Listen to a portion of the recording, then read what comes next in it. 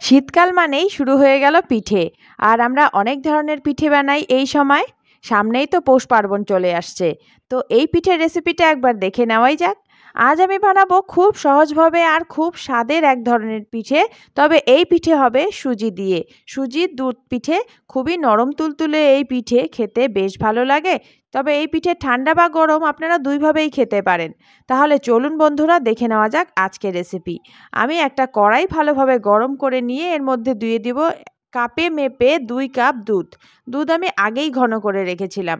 এই ঘন করা দুধ কড়াইতে দিয়ে আবার একটু জাল করে নিলাম। আর এর মধ্যে আমি দিয়ে দিচ্ছি কোরানো নারকেল। নারকেল কোরানোটা ফ্রিজে ছিল তাই একটু জমে গেছে।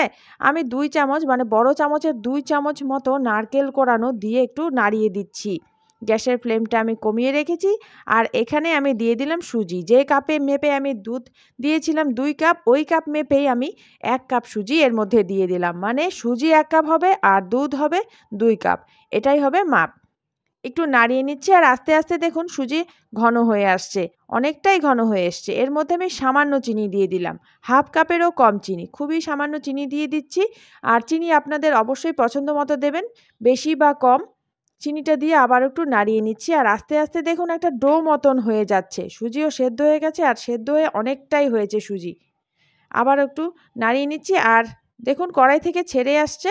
তার মানে আমাদের সুজির ডোটা তৈরি হয়ে গেছে। এবারে এই ডোটা আমি কড়াই থেকে নামিয়ে নেব আর হাত দিয়ে একটু ভালোভাবে ময়াম করে নেব। আপনার হাত যতটা গরম সহ্য করতে পারবে সেইভাবে এই সুজির ডোটাকে ভালোভাবে ময়াম দিতে হবে। আর হাতে যদি বেশি লেগে যাচ্ছে মনে করেন তাহলে হাতে একটু সাদা তেল বা ঘি মেখে নেবেন। আর ডো আমি দেখুন ভালোভাবে ময়াম দিয়ে নিলাম। আর একটুও দানা দানা ভাব নেই। আর ভালোভাবেই ডোটা ময়াম দিতে হবে যাতে একটু দানা দানা ভাব না থাকে। এরপরে পিঠেটা যে আকারে আপনি তৈরি করবেন সেই হিসেবে ছোট করে একটু লেচি কেটে নিলাম। হাতের মধ্যে একটু সাদা তেল মাখিয়ে নিলাম। আপনারা চাইলে ঘিও মাখাতে পারেন।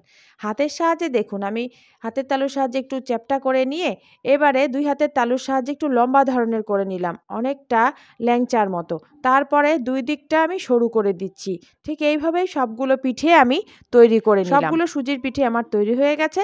এবারে আমি একটা কড়াইতে একটু জল দিয়েছি। জল দেখুন ফুটে উঠেছে আর জল থেকে ধোঁয়া উঠছে। একটা ফুটো থালা নিয়েছি। ফুটো থালার মধ্যে একটু সাদা তেল আমি মেখে দিচ্ছি। যাতে পিঠেগুলো যখন আমি থালার মধ্যে বসাবো যাতে এই থালার মধ্যে লেগে না যায়।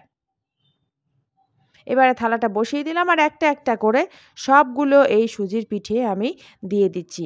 এর মধ্যে করে আমি পিঠেগুলোকে একটু ভাপিয়ে নেব।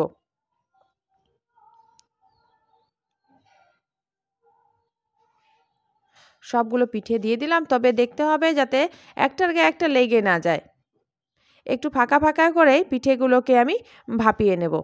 সবগুলো পিঠে দেবার পরে আমি ঢাকা দিয়ে রাখবো আর গ্যাসের ফ্লেম রাখবো লোতে।